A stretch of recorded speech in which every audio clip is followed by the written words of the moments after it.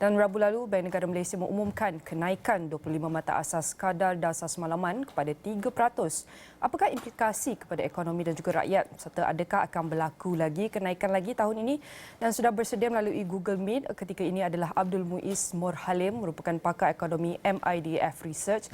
Terima kasih Muiz kerana sudi meluangkan masa bersama kami di Niaga Awani. Sudah tu kita dapat menyaksikan Rabu lalu Bank Negara telah naikkan OPR sebanyak 25 mata asas kepada 3%, iaitu menunjukkan angka yang kembali kepada paras sebelum pandemik COVID-19. Dan sebelum ini ada juga firma penyelidikan juga rata-rata mengatakan bahawa ia akan kekal namun ia naik. Jadi bagaimana Muiz boleh rumuskan mengenai keputusan ini dengan tampak berlawanan dengan jangkaan di pasaran sebelum keputusan yang dibuat jawatan kuasa dasar moneteri 2 hari lalu. Bagaimana Muiz? Okey, terima kasih. Seperti yang kita lihat, majoriti para pemerhati di pasaran termasuklah kami di MIDF sendiri sebenarnya berpendapat kemungkinan besar OPR tidak akan dinaikkan kerana melihat kepada keputusan Bank Negara untuk mengekalkan OPR pada dua musyarat sebelum ini memberi gambaran ada kemungkinan Bank Pusat lebih memberi tumpuan kepada data-data terkini yang mungkin pada ketika itu menunjukkan pertumbuhan ataupun momentum pertumbuhan yang lebih perlahan. Namun seperti yang dinyatakan kenaikan kepada 3% yang dibuat adalah berlawanan dengan apa yang dijangka oleh pasaran, ianya satu keputusan luar jangka. Kerana pada kami bila kita lihat selain daripada kebimbangan tentang pertumbuhan, inflasi yang sebenarnya nampak lebih sederhana pun menjadi satu alasan kenapa mungkin tidak ada tekanan untuk Bank Negara untuk terus menaikkan OPR. Dalam penyata dasar moneteri, Bank Negara ada nyatakan bahawa pertumbuhan ekonomi dilihat kekal positif pada suku pertama tahun ini. Jadi macam mana kalau kita nak meninjau ekonomi dan juga inflasi berdasarkan petunjuk ekonomi semasa? Adakah OPR akan terus dinaikkan lebih tinggi daripada 3% mengikut keadaan ekonomi semasa? Bagaimana Muiz? Ya, bila kita lihat pada penyata dasar moneteri yang terbaru, ada dua perkara lah yang menjadi perhatian saya. Pertama, dalam penyata tersebut ada dinyatakan pelarasan OPR ini dibuat adalah selari dengan niat Bank Negara untuk mengembalikan OPR ke parasan normal kerana rangsangan moneteri yang diberikan sebelum ini adalah bertujuan untuk menyokong pertumbuhan ataupun pemulihan ekonomi yang terjejas sebelum ini disebabkan pandemik COVID-19.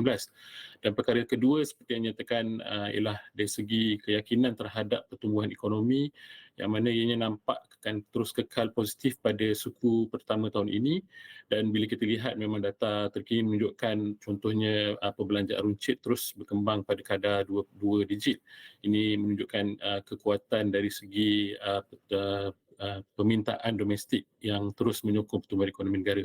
Sama ada OPR akan terus dinaikkan ke paras lebih tinggi, ianya akan bergantung kepada dua keadaan. Sama ada, iaitu pertama inflasi, sama ada ia akan terus kekal tinggi khususnya disebabkan tekanan permintaan ataupun kita lihat pertumbuhan ekonomi terus bertambah rancak. Sekiranya dua perkara ini berlaku, mungkin OPR akan terus dinaikkan ke paras yang lebih tinggi. Bercakap mengenai kesan kenaikan kadar faedah, sudah tentu ia akan memberi impak terutama pressure terhadap para peminjam ini sendiri kerana jumlah mereka nak bayar balik pinjaman ni apabila OPR naik secara langsung jumlah bayaran balik juga akan naik. Jadi bagaimana perkara ini ataupun kenaikan ini boleh menjejaskan pertumbuhan ekonomi dalam tempoh masa akan datang, Muiz? Okey. Satu sudut bila kita sebut tentang kenaikan OPR ni memang ada terdapat, kita tak nafikanlah akan ada terdapat setengah pihak khususnya para peminjam yang mempunyai beban hutang yang besar akan lebih terkesanlah dengan kenaikan OPR ini. Namun bila kita lihat keputusan pelarasan ataupun perubahan OPR ini lebih tertumpu dari segi sudut analisa ekonomi secara makro ataupun kita lihat dari sudut perspektif nasional lah. Maka bila kita lihat keyakinan Bank Negara untuk terus menaikkan OPR ini memberi gambaran keadaan ekonomi secara makro mampu untuk mendepani kenaikan OPR yang lebih tinggi. Dan pada masa sama kita lihat juga penekanan juga diberikan kepada memastikan kelestarian ataupun kestabilan pertumbuhan ekonomi juga pada masa jangka akan datang. Ini kerana kenaikan OPR itu perlu dibuat bagi mengekang kemungkinan ketidakstabilan kewangan yang mungkin berlaku sekiranya rangsangan monetary dibiarkan secara berlebihan. Baru-baru ini juga Federal Reserve, The Fed, Amerika Syarikat juga naikkan kadar faedahnya sebanyak 25 mata asas kepada 5% hingga 5.25%. Jadi bagaimana pandangan MUIS mengenai kedudukan ekonomi di Amerika Syarikat, di US sendiri, adakah kita perlu risau, worried terutamanya mengenai risiko kelembapan ekonomi di Amerika yang bakal menjejaskan pertumbuhan ekonomi Malaysia termasuk juga dengan ekonomi global? Okey, keputusan Fed untuk menaikkan OFR kadar faedahnya kepada 5 ke 5.25% sebenarnya memberi gambaran fokus utama masih adalah usaha untuk mengawal tekanan inflasi kerana ianya 2 kali ganda lebih tinggi daripada sasaran 2% yang ingin dicapai oleh Fed. Tapi bila kita lihat dari segi kedudukan ekonomi di Amerika, sebenarnya ia masih dalam kedudukan yang agak kuat, khususnya disokong dengan keadaan pasaran buruh yang masih ketat kerana jumlah permintaan buruh itu melebihi daripada penawaran. Tapi bila kita lihat sebut tentang kemelesetan ekonomi itu adalah satu senario lah, ianya bukan adalah senario utama.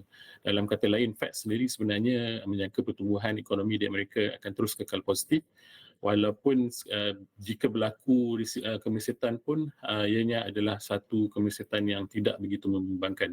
Dalam kata lain, pertumbuhan ekonomi mungkin akan berada pada paras yang lebih rendah daripada biasa dan ini menjelaskan kenapa kebanyakan pihak bimbang kemelesetan ekonomi di US mungkin akan memberi kesan kepada pertumbuhan ekonomi global. Baik, melihat kepada keadaan pasaran, ada yang menjangkakan Federal Reserve akan mula memotong kadar faedah iaitu interest rate pada hujung tahun ini. Dan sekiranya perkara ini berlaku, adakah Bank Negara akan turut sama mempertimbangkan kemungkinan menurunkan OPR?